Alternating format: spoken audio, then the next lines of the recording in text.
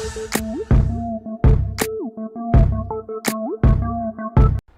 दोस्तों, आपका स्वागत है हमारे चैनल इजी स्टडी में। इसमें आज हम सीखेंगे कि हम कैसे अपने आर्डिनो यूनो बोर्ड को किसी आईआर सेंसर के साथ में कनेक्ट करके उसे कंट्रोल कर सकते हैं। और आज ये भी जानेंगे कि हम कैसे किसी आईआर सेंसर का यूज़ एक काउंटर की तरह कर सकते हैं। तो चलिए पहले हम लोग आईआर सेंसर की पिन डायग्राम के बारे में जानते हैं। तो देखिए यहाँ पर 3 पिनें हैं। पहली पिन वीसीसी पिन है, दूसरी पिन ग्राउंड पिन है और तीसरी पिन आउट पिन है। देखिए वीसीसी पिन को हम लोग आर्डिनो यूनो बोर्ड के +5 वोल्टेज वाली पिन से जोड़ेंगे, ग्राउंड पिन को आर्डिनो यूनो बोर्ड के ग्राउंड पिन के साथ जोड़ेंगे और जो आउटपुट पिन है इसको हम लोग आर्डिनो यूनो बोर्ड के किसी भी डिजिटल पिन के साथ में जोड़ सकते हैं। ठीक है, तो चलिए हम लोग आईआर सेंसर की वर्किंग को एक पिक्चर की सहायता से समझते हैं। तो चलिए हम आईआर सेंसर की वर्किंग को समझते हैं। यहाँ पर आईआर सेंसर में एक आईआर सेंडर होता है और साथ ही साथ एक आईआर रिसीवर होता है। आईआर सेंडर से इंफ्रारेड किरणें बाहर निकलती हैं और आईआर रिसीवर में इंफ्रारेड किरणें अंदर जाती हैं। देखिए हम यहाँ पर काउंटर बनाने की बात कर रहे हैं। तो काउंटर बनाने के लिए क्या होगा कि आईआर सेंटर से किरणें निकली हुई हैं, वो किरणें किसी ऑब्जेक्ट से टकरा करके अगर आईआर रिसीवर के अंदर चली जाएंगी तो इस केस में ये जो आईआर सेंसर है वो इंगेज हो जाएगा और यहाँ पर आउट वाली पिन लो हो जाएगी या फिर इसकी वैल्यू 0 हो जाएगी। जितने बार भी इस रीजन से ऑब्जेक्ट गुजरेगा तो क्या होगा कि सेंडर की किरणें रिफ्लेक्ट होकर के रिसीवर के अंदर जाया करेंगी बारी बारी से और साथ ही साथ उसी के अकॉर्डिंग ये जो हमारी आउट वाली पिन है ये लो हुआ करेगी। इस आउट वाली पिन की वैल्यू को यूज करके क्या करेंगे, यहाँ पर एक काउंटर बनाएंगे। तो चलिए हम इसकी सिंपल सी प्रोग्रामिंग को इम्प्लीमेंट करते हैं अपने आर्डिनो यूनो एप्लीकेशन के अंदर और देखते हैं कि ये कैसे वर्क करेगा। तो चलिए वॉइड सेटअप से शुरू करते हैं। हम यहाँ पर पिन मोड 2 नंबर की पिन पर इनपुट ले रहे हैं। अब देखिए 2 नंबर की पिन पर हमने आईआर सेंसर की आउट पिन को जोड़ रखा है। तो आउट पिन क्या करेगी, कुछ सिग्नल्स को बाहर आउट करेगी जो भी अगर एंगेज हुए होंगे या फिर एंगेज नहीं हुए होंगे तो यहाँ पर हम लोग 2 नंबर की पिन पर उनको रिसीव करेंगे एज अ इनपुट। ठीक है, अब इसके बाद हम लोग सीरियल बिगिन कर लेते हैं। सीरियल मॉनिटर को रेडी कर लेते हैं। Serial begin 9600 bowed.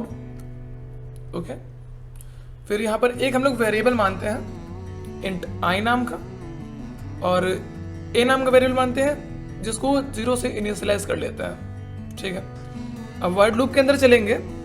यहाँ पर i is equal to digital read 2 number की पिन से। ठीक है, देखिए इसका मतलब अगर 2 नंबर की पिन में कोई भी वैल्यू आएगी तो उसको डिजिटली रीड करके i में स्टोर कर देंगे। ठीक है, अब इसके आगे बढ़ते हैं।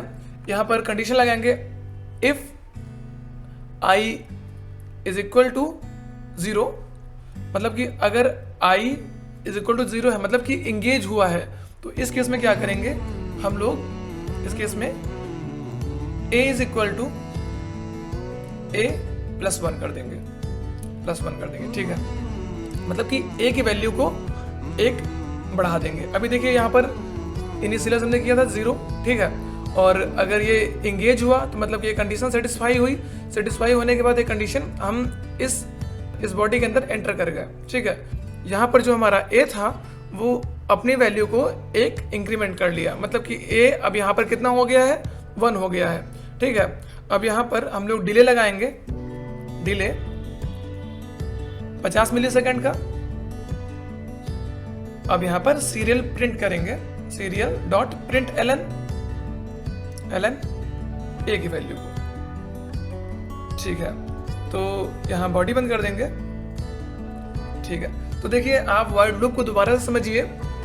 देखिए जो भी 2 नंबर की पिन पर अगर इनपुट आएगा, 2 नंबर की पिन हमारी डिजिटल पिन है तो यहाँ पर हम लोग डिजिटल रीड का यूज करेंगे और रीड करके उसे अपने बनाए हुए आई वेरिएबल के अंदर स्टोर कर लेंगे।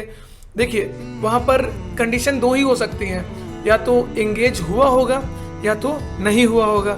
और अगर एंगेज नहीं हुआ होगा, मतलब कि रिसीवर के अंदर कोई भी किरण नहीं गई होगी, तो उस केस में हम लोग आई की वैल्यू को क्या लेते हैं, 1 लेते हैं, ठीक है। और अगर रिसीवर के अंदर कोई किरण गई होगी, उस केस में हम लोग आई की वैल्यू को 0 लेते हैं, मतलब कि हमारा सर्किट या फिर हमारा डिवाइस एंगेज हो चुका है। तो अगर एंगेज हुआ है तो आप इफ के अंदर एंटर करेंगे और ए की वैल्यू को 1 इंक्रीमेंट कर देंगे। 50 मिलीसेकंड के बाद आप उसे सीरियल मॉनिटर में ए की वैल्यू को प्रिंट कर देंगे, ठीक है। तो यहाँ पर हमारा प्रोग्राम पूरी तरीके से रेडी है। तो चलिए इसको कंपाइल करते हैं।